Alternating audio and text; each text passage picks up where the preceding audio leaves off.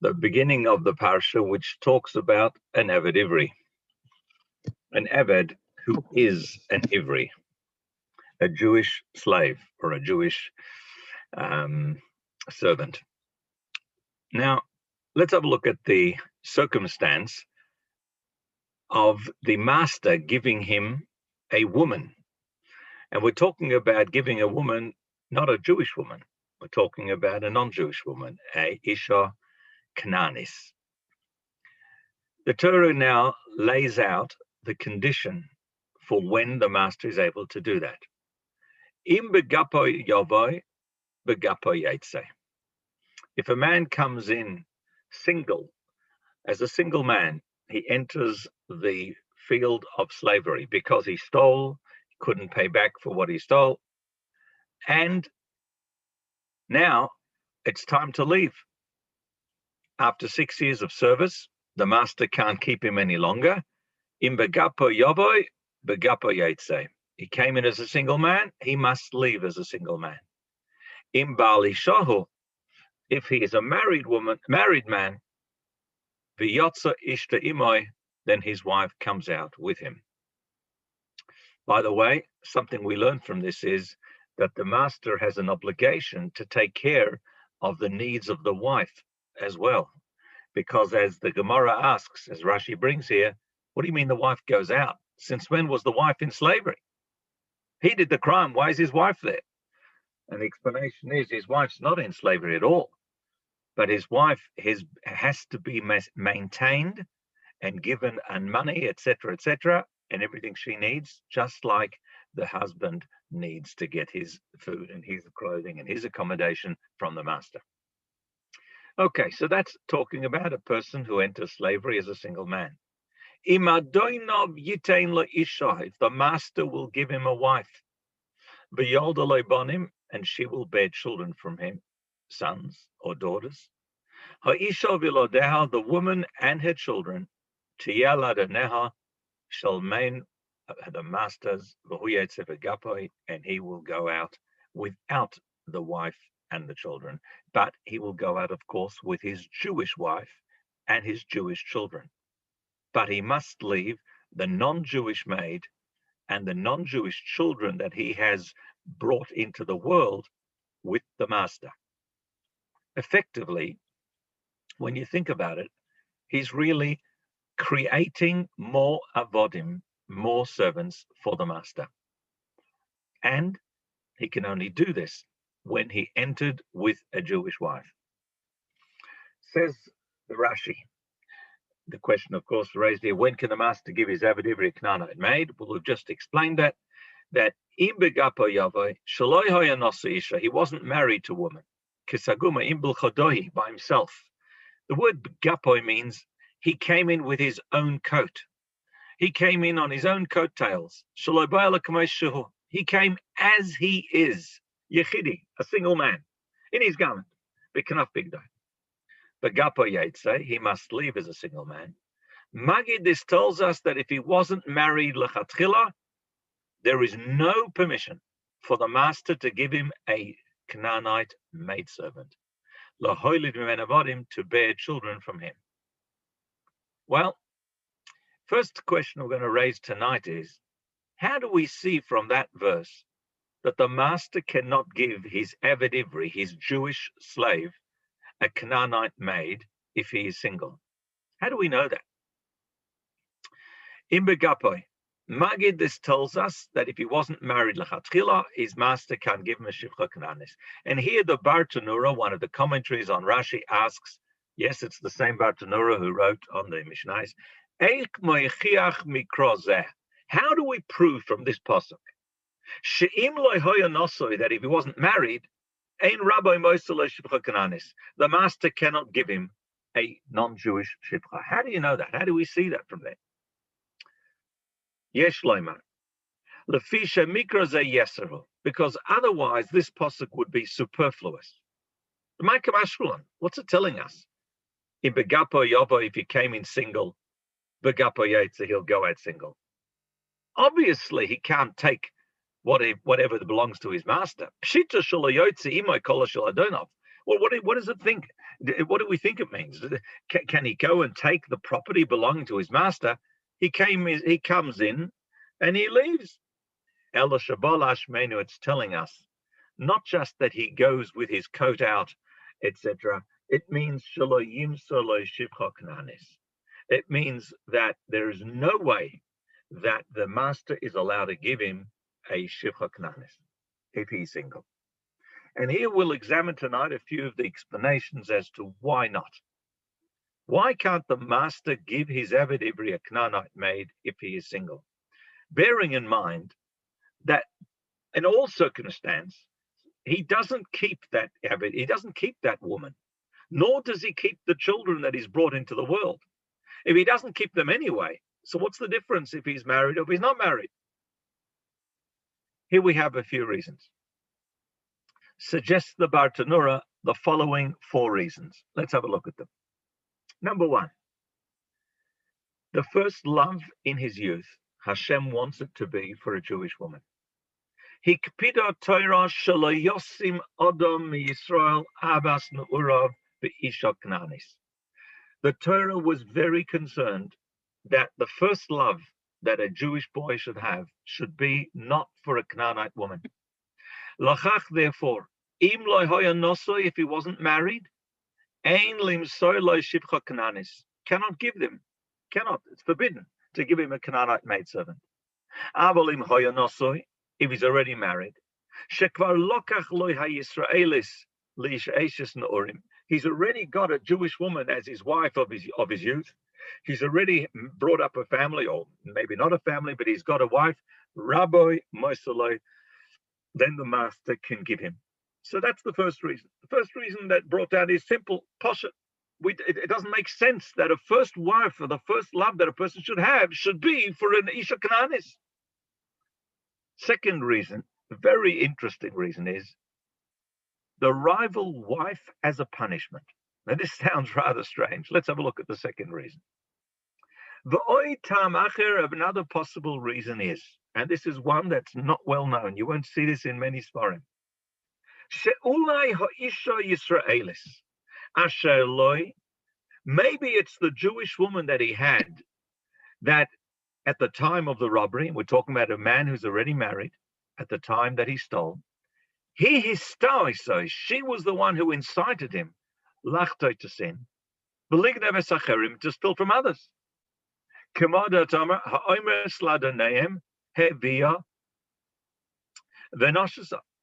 In other words, it could be like those women who tell their masters to steal. In other words, it could very well be that they're the ones who could have encouraged him, or even if you're not encouraging him, but covering up for him.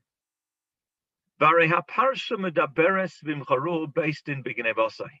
After all, we are talking about an Avid who comes into slavery because he was stole and could not afford to pay. Says the Bartanura, the Torah holds her guilty as well. He gormaloi lachtoi, and therefore Onsha Hakosov, the Pasuk, therefore punishes her and says, you allowed your husband to steal. You either encouraged him or you covered up for him, but somehow or other you knew about the crime. Therefore, the Torah says we will allow the master to give a woman to produce children for the master, and they will be a rival for you. He will bring a tzara into the house. Now, this is a very, very strange reason. Ki Rabbi Shivcha, his master can give him a shivcha. Now, not chas v'sholem are we saying that he should leave his wife, and we're not saying that we want trouble to come. But what we are saying is that she has to now think twice about her actions by the fact that the Torah allows her husband's master to give him a woman to produce children. And whilst it's not a wife, we must remember that there is impossible to have a proper kiddushin because she's not Jewish, remember. The Isha Kananis that the master gives is not Jewish. So there's no way that she's going to be a rival wife in the real sense of the word. But there's no question that some attachment occurs. It's not just a biological production of children. There's obviously going to be some relationship, and we'll soon see in the next in the following lines, we'll soon see just how great that attraction can be.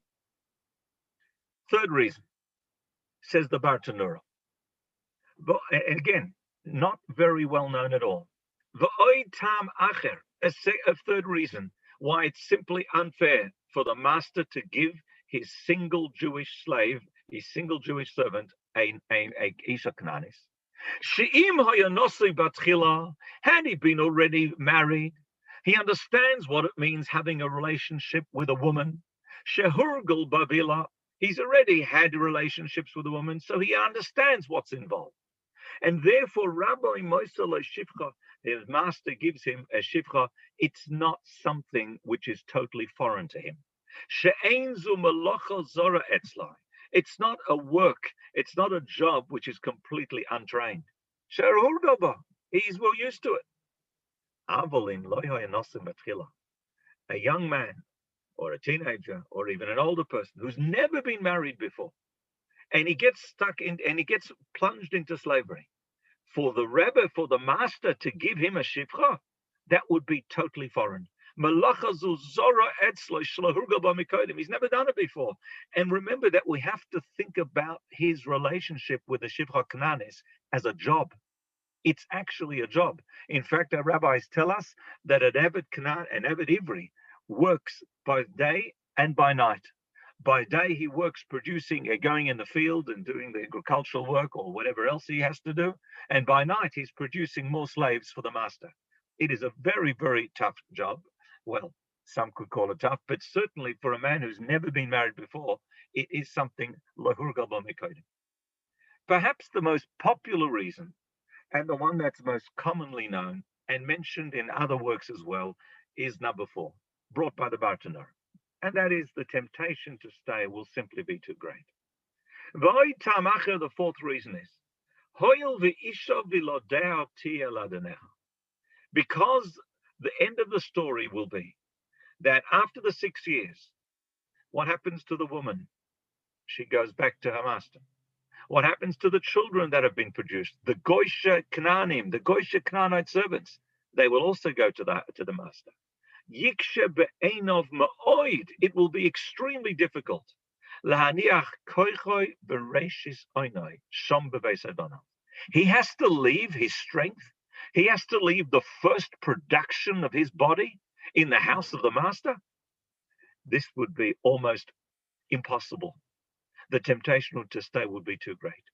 V'lachach, and therefore, im loy hayanosu isha mitchila, had he not been married to a woman from the start, there's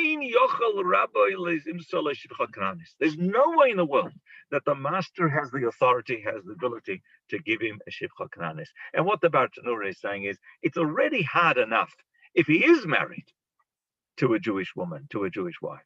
It's hard enough, even that is hard enough to say, I can't say goodbye. And the Torah actually talks about that case and says, I can't leave her. I love my master, I love my wife. He calls her my wife. It's not really my wife. He calls, and the children as well. Imagine, says the Bartanur, imagine if it would be the case that he was a single person. That is impossible to expect of any human being. And the Torah recognizes that, and therefore will not allow, b'shumoifen, will not allow the master to give him a shivcha kananis if he's single.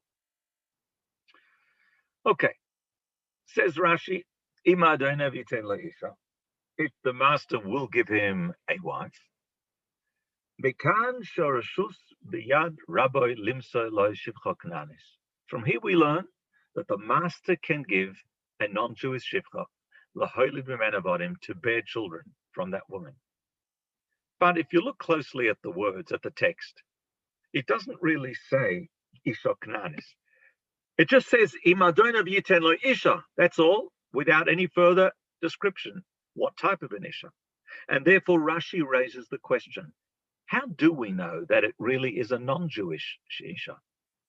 The Torah doesn't say that. How do we know it's a Kananis, a Canaanite maid that he's allowed to give her? Oh, yeah, Israelis. Asks Rashi, maybe it doesn't mean that. Maybe the Torah says that an Avid is allowed to have another wife, right? In the old days, people had many wives. Shlomo Melech had 1,000 wives, right? There was not a problem having more than one wife. Maybe the Torah is telling us that the master can give him a wife, a Jewish wife. Says Rashi, it's impossible to say that. Talmud Loimar, because the pasuk says, "Ha'isha v'lodeha tiel adoneha." The woman and her children shall belong to the master. Now, if that's a Jewish woman, if they are Jewish children, there's no way that the master can keep them. Says Rashi, they can only be talking about the Kananis. Why? Because remember, he's been 6 years. And if even 6 years, let's say, he's got a Jewish wife, a Jewish woman. Let's say it's a Jewish woman he was given. How can she stay in slavery? She can't stay in slavery. The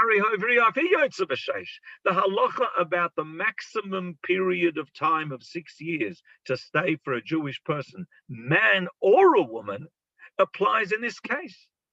And therefore, since the Torah says that the woman does stay with the master even after the Avid leaves, that could only be an Isha Kananis. And in fact, says Rashi, sometimes the woman will go out before 6 years are up.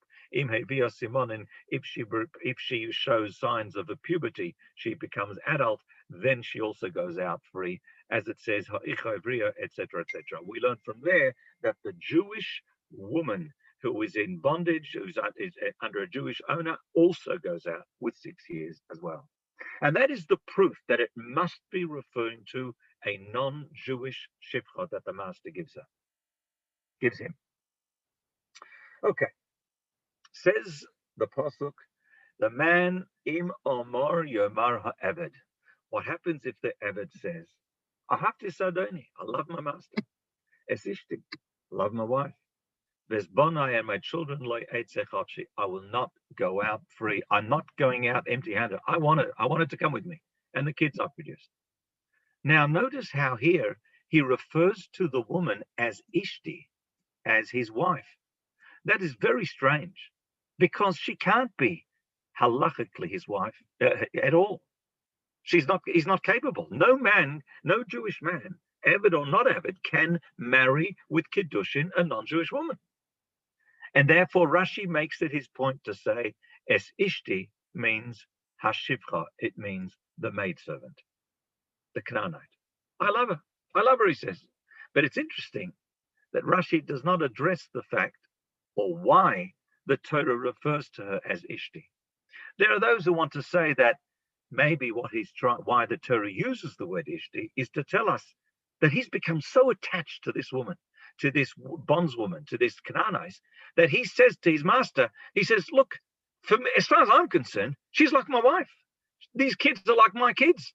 Don't tell me they're not Jewish and then the halacha got mine. I don't want to hear about it. I produced them. They come from my flesh and blood. They're my wife. They're my children. And that could be why he's referring to her as Ishti, but not otherwise. The Bartanura asks, what do you need? Exactly, more or less says what we're saying here. My lamemra, my koshele, what was difficult? Why does Rashi have to say it means the shivcha? And as we said, Rashi is afraid that lest we explain Ishti means the Yisraelis. Maybe it means the Jewish wife. Maybe that's why he doesn't want to go out. Because if it's a Canaanite woman that he's referring to, if that's his attachment, he wouldn't have said Ishti, my wife. She'ein lo bo ishus, because as we said, there's no such thing as marriage with a ish shivcha Kananis. Or to farishim Ishti, v'im bonai, and when he says my wife and my children, maybe he means as follows. He means, you know what? You've been my master for 6 years. I love you because you've supported me. You've provided for me. Not only have you provided for me, you've provided for my wife and for her children, for my children as well. I just don't have the ability I don't have a job. I can't furnish them. I can't supply them with everything. And I know that kolzman she'ani bebeis adoni, I know that as long as I'm in your house, in my master's house, I know that they'll get bread. They'll never be short of bread. They'll never be short of food. They won't be short of accommodation. You are mefarish them. There is a possibility that one could have learned the pasuk that way. And for that reason, explains the Bartanura, no. Despite this possible way of learning, Rashi wants to say, no, it means shivcha. It means he says, I'm attached to the non-Jewish woman. But then the question is, how do we know that? Maybe it does refer to the Jewish wife. Maybe he is telling the master, listen, I've got a comfortable life here. You've supplied me, my wife, my children, etc. I don't know where I'm going to be able to support them. Why can't it mean that? On here, says the Bartanura, we cannot say it's referring to a Jewish wife because it says, Ve'es bonai, and my children. My children. Now, if it's referring to his Jewish wife, B'nai Yisraelis mandachar shemayo. Whoever mentioned the children of the Jewish wife? That's the first, they didn't even appear. The Torah hasn't even been talking about the children of the Jewish wife. The only children it's been talking about is the non-Jewish wife. And that's why the Bartanura says how Rashi knows, how the Chazal know, that when the Avid is complaining and he is saying, I don't want to leave, he must be referring to the non-Jewish wife. And so ends part 1 of tonight's Shir, which was dealing with the granting of a Canaanite maid to a Jewish Avid, the circumstance when he can, the master can, when the master can't. And tonight we examined several reasons as to why he has to be a married man with a proper Jewish wife before the master can attempt to give him a non-Jewish Canaanite maid. Let's have a look at another topic for tonight.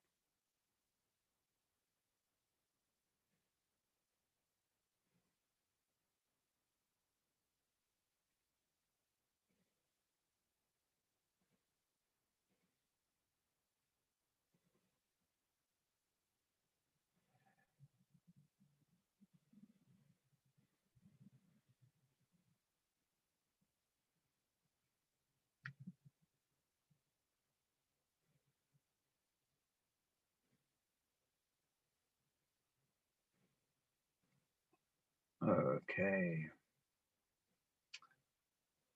Can everybody see the screen? Can people see the screen? Yes. Yes. Yes. Okay, so the second topic for tonight is a topic that's been plaguing the Meforshim for many, many years. Right back from the time, all Meforshim, hundreds of years, they've been bothered with this question, and that is as follows. Let's have a look and see what happens when the Avid Kanani still insists and says, I am not leaving. V'im omar yomar ha'Avid ahavti sadani. If the Avid says, the Jewish Avid says, I love my master, I love my wife, talking about the non-Jewish one, of course, and my children, non-Jewish Canaanites, I will not go free. Then, v'higishoy Adonov el ha'Elohim. His master takes him to the Beis Din. This does not mean God's name. V'higishoy el adelas, and he then brings him to the door, oyel mezuzah, or to the doorpost.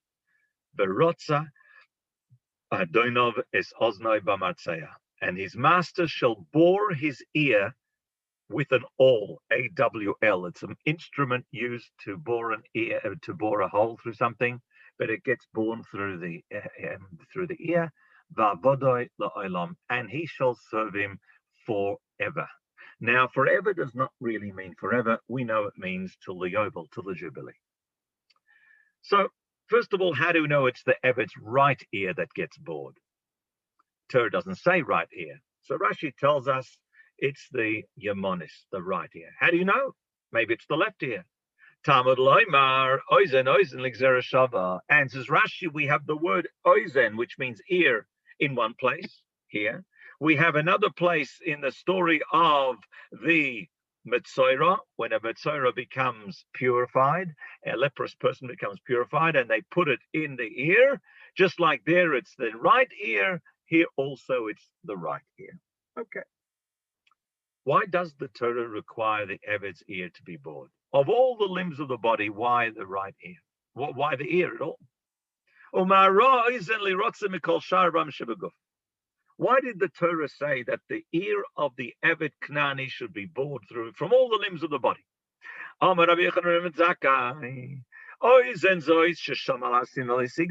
ear that heard on Mount Sinai, do not steal. And nevertheless went and stole. Let it have its ear. It needs to be bored through. What happens if he sold himself? Well, hey, he didn't steal. He sold himself because he was poor. He didn't have money. So then we say, Oizen sheshoma al har Sinai kili b'nei salavadim v'halach v'kanadon la'atzmoi. At the ear that heard on Mount Sinai, you are my children, my servants, and you went and bought a master of your own, Terotza. That ear now has to have an ear bought through. Rabbi Shimon, when he would darshan this pasuk, he would give the following chomer. He would use like a collection of jewels. He would say, why does the Torah mention the door and the doorpost, the delis and the mezuzah? Of all the kalim, of all the utensils, the furniture in the house, why pick on those two? Omar HaKadosh Baruch Hu, God said, the door and the doorpost were witnesses in Egypt. When I skipped over the houses, the lintel, the lintel, and the two doorposts, and I said, my children of Israel are the Avodim. They're my servants and not servants of servants. And this guy has a chutzpah and he gets and buys a master for himself.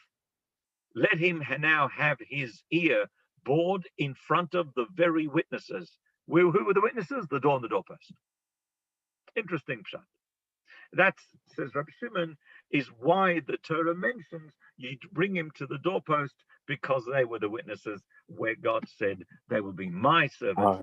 Don't make I have a small servants. question, Robert Broh, if I may, please. Yes. What if he has a Jewish wife? Does the Jewish wife also stay with the master if he does this? Yes. Yes. The Jewish wife must be supported in either way, whether it's because he was sold into slavery, because he stole and couldn't pay, or whether it's because he sold himself out of destitute. In all cases, the master must support and maintain the Jewish Avid's wife and children. Now here comes the famous question. The question, as I said, that's bothered the Mefarshim throughout the ages. We say that the ear that heard, do not steal, and it stole, now needs to put a hole through it. Well, hang on. When did the person steal? He stole in the beginning. That's why he was sold into slavery in the first place. So why wait 6 years and then decide? Then the Torah says, if he doesn't want to go, he has to have a hole put through his ear. And similarly, in the case of a person who sold himself into slavery. Yes, it's true. He was destitute, but he sold them. There's other ways of being supported. There's communal charity coffers, etc.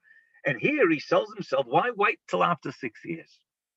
Tonight we'll have a look, if we have time, at 3 different answers to this question. We're going to look at the Gur Aryeh. We're going to have a look at the Maskil of Avid, and possibly the Chassam Sofer. Let's see how we go with time. The Gur Aryeh. Gur Aryeh, of course, one of the very early commentators on the Rashi, living in the 1500s, the Maharal Prague, better known as. Im Toimar, if the reason is Mishum the Halach v'Gonav Yerotza, because he went and he stole, Yenirtza b'tchilas sheish. Let him have the hole put in the beginning of the 6 years. V'chein b'mecharatzmai, when he sold himself, and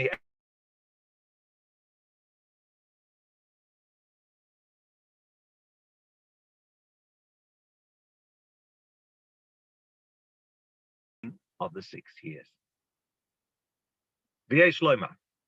Perhaps we can answer as follows. Deloi nikra kona odoin leatzmoi, kishahu yotze b'sheish. We do not call the person we do not label him as one who went and bought and acquired a master over himself between him and God, which he's being blamed for. We do not say that when he goes out after 6 years. Why not? Because 6 years is relatively short in the lifespan of a person. But when he refuses to go out after 6 years, and then the Torah says he has to stay till Yovel, well, that's a different story. When the Torah says you now must stay with your Jewish master till the Jubilee, which we call an olam, shehu olam gomor, which is considered a full world. It's like a whole world, ada yovel until the yovel, and sometimes it could be till the yovel. If this happens, for example, at the beginning of one yovel cycle, he could end up staying a full 49 years till the next yovel. And this Avid knew jolly well at the time of refusing to leave his master's place, he knew jolly well that the Torah says to him, you're going to have to stay for what? For another 49 years. That is deemed as Kona Odon La'atzmo in anyone's terms. He has definitely acquired a master for himself. Abel Sheish, but just 6 years. You can't describe that person as Kona Odon La'atzmo. Or the Fichach, and therefore, when he serves until the Jubilee, and that only originated through his stealing. Therefore, we say now, we go back retrospectively and say, now you're going to get punished for the Gneva. Until the 6 years were up, we were prepared to say, okay, you've done the crime, you've done the time. You've spent 6 years, go out. Have you acquired a master for yourself? No, that's not called a real Adon because it's only temporary. But now that you're staying there for 49 years, up to 49 years, doesn't have to be, up to the Jubilee, that shows that you really are prepared to put an intermediary between you and Hashem. You are acquiring a master between you and Hashem. And God says, no, you are all servants of me, not servants of my servants. The same thing applies to when he sells himself. This was the answer that the Gur Aryeh gave, the difference between a person who's only for 6 years and one who ends up being there for the Yovel as a result of refusing to leave. But the Gur Aryeh was not satisfied with this. And he went on to ask on himself the following. If the main reason for the boring of the ear is for remaining an Avid, then why mention the sin of stealing at all? Says the Guru. Let's look at it inside. But if he's Akash, according to this, it's difficult. What forces Rashi to say, the ear that heard on Sinai, do not steal, and went and stole? Why didn't Rashi say, the ear that heard on Sinai, you are my servants? That's really the underlying problem, not the Gneva. The stealing of itself was not the main problem. Main problem seems to be when he wants to stay another long period till a whole olam, till the oval. Shahari Yochalot says, because he had the ability to go out of slavery and he doesn't want to go out. It's in that act, the refusal to leave. That's really the crime. That's the problem. The Hashtain, if that would be the case, everything would be answered. We would understand now why he gets bored at the end of 6 years. Why? Because that's called konodon la'atzmai. Because if you've got the ability to get out and you don't get out, that shows that you really want to acquire another master. But in the beginning of 6 years, if you were sold before because you stole, well, you're not really konodon la'atzmai. And even when he sells himself, because he sells himself of his destitute state, you can't really blame the fella. You can't say that he's acquiring a don la'atzmai. It's only after 6 years that he doesn't go out. That's the problem. And therefore, the Gur Aryeh says, why don't we say the ikar? Why doesn't Rashi say the main reason? And that is simply that he's violating words of God, which says, you are my servants. Void kasha. And a further question I've got, says the Gur Aryeh. According to Rashi, that he gets bored through the ear because he heard the words lo signo, do not steal. So what's it got to do with the door and the mezuzah? That's got nothing to do with stealing. That's got to do with the being witnesses in Egypt to you are my servants and not the servants of someone else. The Gur Aryeh answers and says as follows. V'yesh l'taret zeh, we can answer that it's correct. Loi bishvil hagneva honirza. he's not really getting bored. His ear is not getting a hole because of the robbery. That's not really the reason. Dim loy came, because if that's not the case, if it was only because of the stealing, then why pick on that particular Avera? Any person who does an Avera, he should get bored through his ear. To say, oh, the ear that heard, do not do this Avera, and he did it, he should get ear. So let's say, for example, the Avid Ivri decided to wear, he doesn't say this, I'm adding this. Let's say the Avid Ivri decided to wear shatnez. He said, I couldn't care, I'm going to wear wool and linen together. Why don't we say, oh, the Avid that heard on Har Sinai, do not wear wool and linen together, and he didn't listen, let him have his ear bored. But we don't do that. We don't do that for any other Avera. But it comes to stealing, all of a sudden we jump on him when we say, oh, you heard, do not steal. We're going to put a hole through your ear. Says the Gur Aryeh, that tells us that it's not really the stealing that causes him to have a hole through his ear. Iker haratzua hu siman avdus. The main reason for boring the ear is one reason, and that is because it's a mark of slavery.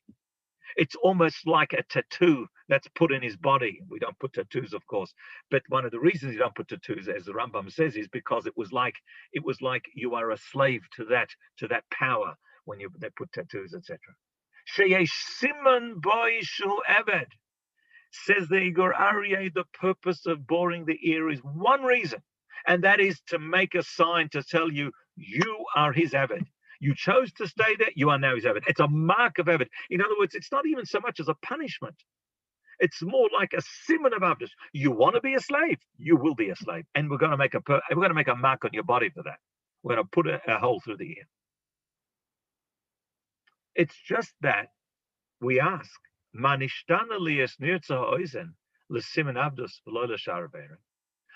was the ear chosen to be a sign of Avdus? Why not pick some other limb? Why not say, ich weiß, put a hole through his through a lip or through something else? That's why we say, the ear that heard do not steal, and it went and stole. Now he went and stole, so the ear shall be born through. So the reason we choose the ear is because he didn't use his ear properly. He heard on Har Sinai, do not steal, and he went against it. But the real reason of boring a hole through is not because of the robbery at all. It's simply because it's a sign of Avdus. And similarly, the purpose of boring a hole through the delis and the mezuzah, through the door in the mezuzah, and we asked the question, what's that got to do with stealing? And the answer is, you're right, it's got nothing to do with stealing, says the Gur Aryeh. It's simply because they were aiding, the door and the doorpost were witnesses in Egypt when I clearly said, they will be my servants. And he still went and he stole, or he still went and sold himself. Gerotza, now he has the whole board through. So this is the way the Gur Aryeh understands the explanation. It is not a punishment as such. It's more that the boring of the ear is itself a mark of an Avid. The Torah wants this Avid to know, you want to stay here, we will put a mark to acknowledge the fact that you are now binding yourself to that man as an Avid. And therefore, it only happens after 6 years. Let's have a look at the Chassam Sofer's answer. Chassam Sofer has a fascinating answer based on the Gemara Bava Metzia. The Gemara Bava Metzia Ein Gimel brings the following story. Rav Sa'oram Achvud Rava, with a brother of Rava, he would takif inshi, he would forcibly seize people, Deloi Mala, who weren't acting properly. Uma'ailahu beguharka de Rava, and he would have them carry Rava's chair. Now, Rava was carried in a big chair, and what's his name? And it was quite a job to do. But if people weren't acting properly, he would forcibly seize them, and he would do that. What did Rava say? Amalei Rava Shapir ka Avdus. You have acted correctly. You've done right. Detanina, because we have learned. Ra'isa, if you see a servant, a Jewish man, she'eino noya keshura, that he doesn't act properly. How do you know? Minayin shata rashoy l'shtabed boy. Where do you know you're allowed to work him like a slave? Talmud Loimar, it says in the book of Yikra, in the Parsha of Bahar, I think it is, La'olam bohem ta'avoidu. That's talking about a Goisha servant, a Canaanite servant. You shall enslave them, work them hard, but over your brothers, do not what? Do not rule with rigor. That's what the Pasuk is. Look what the Gemara does with these words. The Gemara joins these words together as if it was one statement and says as follows. Lo'olam bohem ta'avoidu. You can always enslave the Canaanites, but also over your brothers. Amazing. The Gemara takes the Pasuk and rips it apart from the Pshat. Because there is a comma after ta'avoidu. The comma is, you should always, over the Canaanites, you can forcibly slave them, but not over your brothers. Over your brothers, the Pasuk continues. But the Gemara puts the two together as if to say, you can rule over both the Canaanites and your brothers. How could that be? Says Rava, the Torah is talking about a situation when your brother does not act like your brother. When the Jewish Avid is behaving improperly, then you can rule over him with rigor.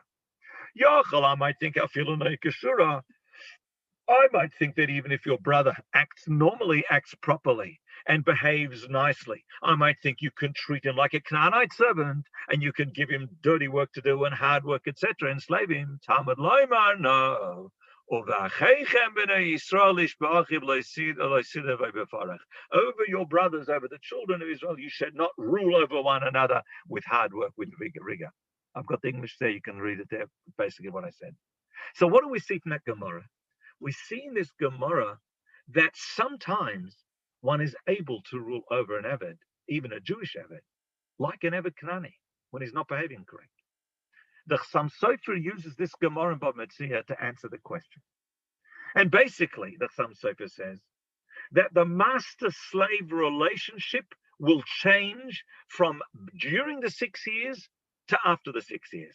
Let's have a look and see the Chassam Sofer. V'rotza adonov his oznoi, the master shall bore his ear through with an awl. Have a look at Rashi, and Rashi brings Rabbi Shimon, which we learned earlier on. Rabbi Shimon Dorish Kimin Chomer. Rabbi Shimon learns this like a Chomer. Chomer means like a tightly connected bunch of jewelry, a tightly collected, something that's tightly connected. V'yesh lefarish. And so we could explain Rabbi Shimon goes l'shitose. Rabbi Shimon is well known, is famous for being Darish Tamid Akra. He would look for the reason for the Pasuk. He'd say, why does the Pasuk say this? Why is this the case? And based on why, he would learn Pshat, he would actually learn halachas from that. L'chayra tzorich time al zeh, we need a reason for this. The Komar that the Torah says, the lachach nirtza sheshama ki avarahem, that why is the reason the Jewish Abbott has his ear bored through? It's because he heard, you are my servants. And what does he do? And he goes and buys a master for himself. Asks the Chassam Sofer, Rabbi Shimon was bothered by the same question that we've all been bothered with. Why not do it at the beginning of the sale? That's where he's already gone wrong. The nearer it appears, says the Chassam Sofer. Dari Omra Chazal, say the following statement.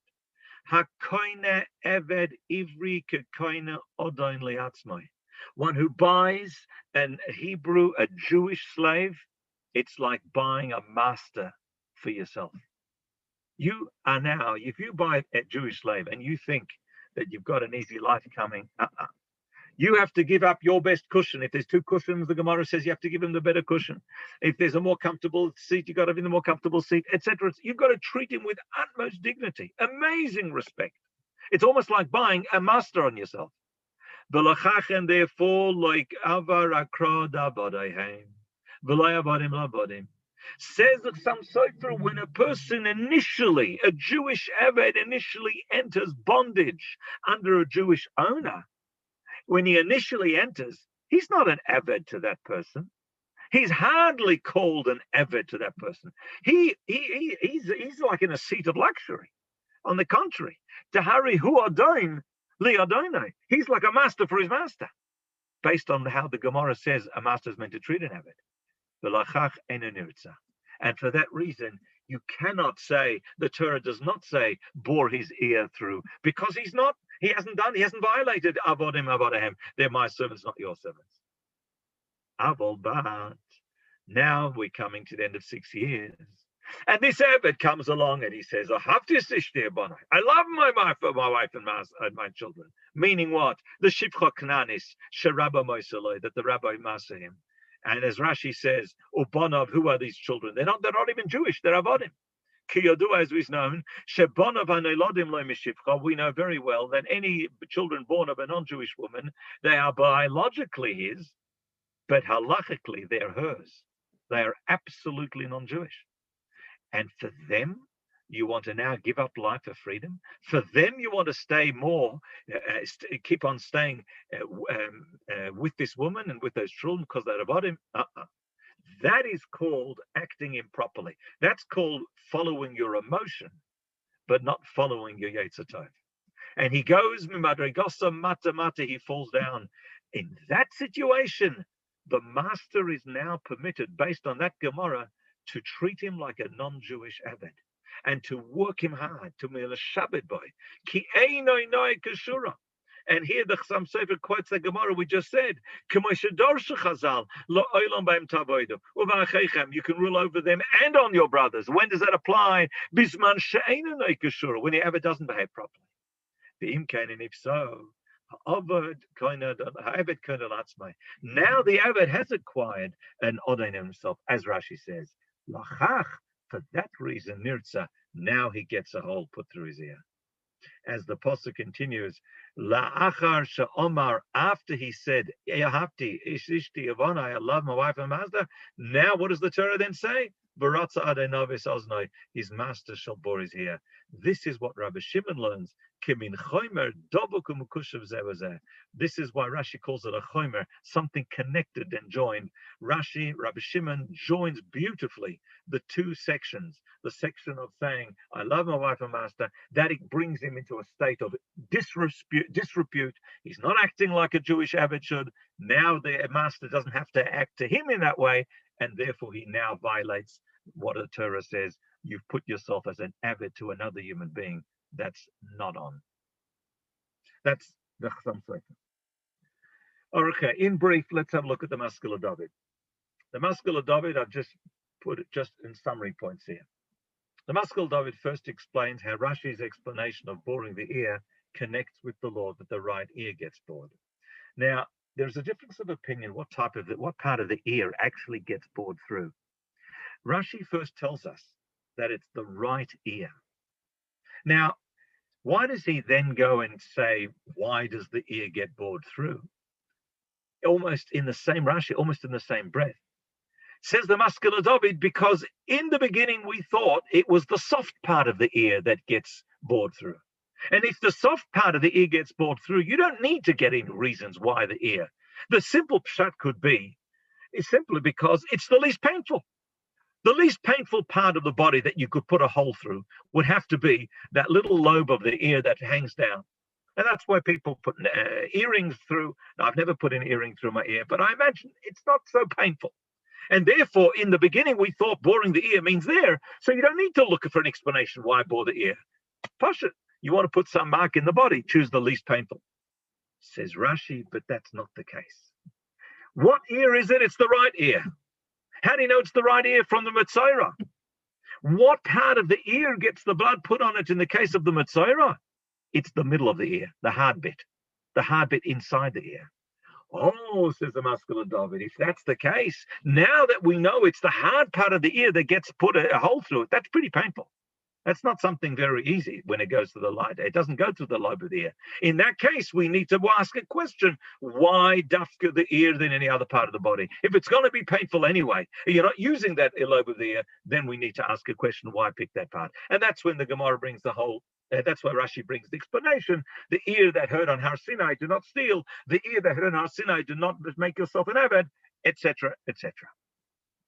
But he also explains why the Avid only gets the ear board after 6 years. And he bases it on a comparison with the Nazir. We know that the Nazir who becomes Tomei and violates his own Nazirus, his own Naziritehood, has to bring a sin offering. But only does it after he becomes impure. What's the reason he brings a chatos? Explains the Gemara, because the Nazir is being told by Hashem, there's not enough things which are also for you.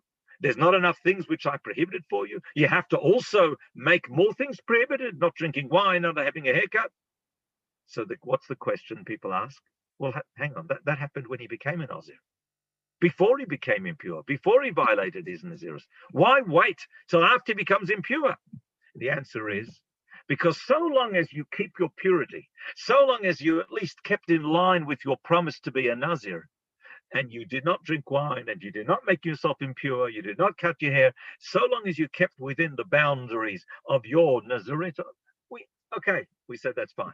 But when you not only abstained from wine, you not only took upon yourself an extra precaution which the Torah did not say you have to do, but you went further and violated that, now you have to bring a sin offering, because it's like double jeopardy.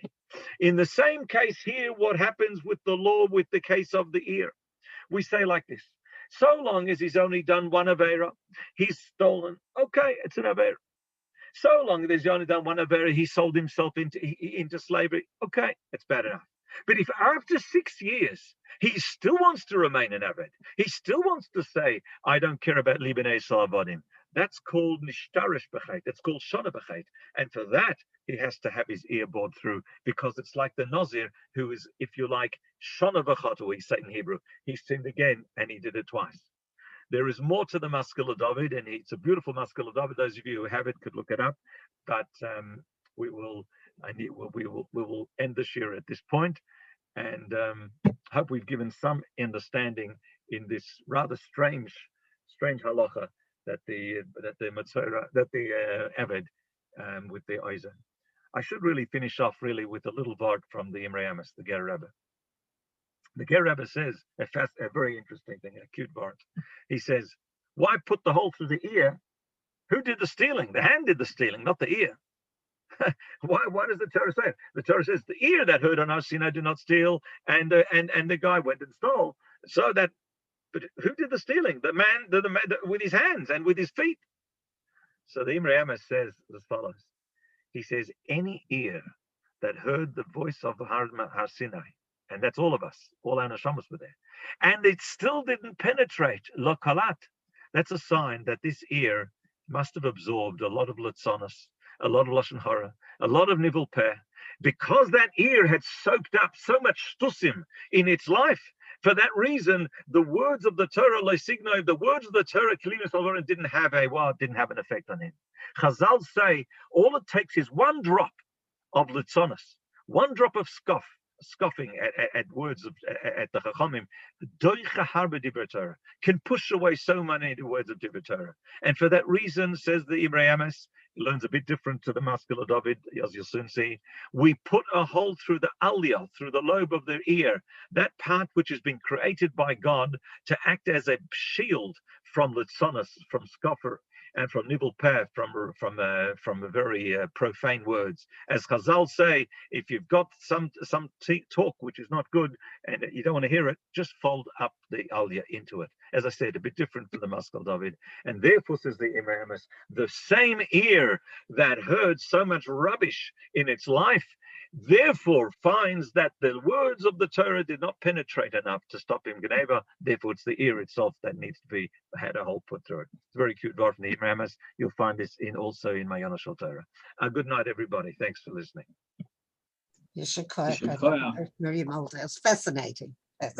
Yasher Koyach, thank you. No problem. Thank you for listening. Thank you. Thank you very much. Thank you. Thank you very much, Rabbi Broh. I'll see you on Shabbos. Have a good Shabbos. Have a good week. Regards from everything.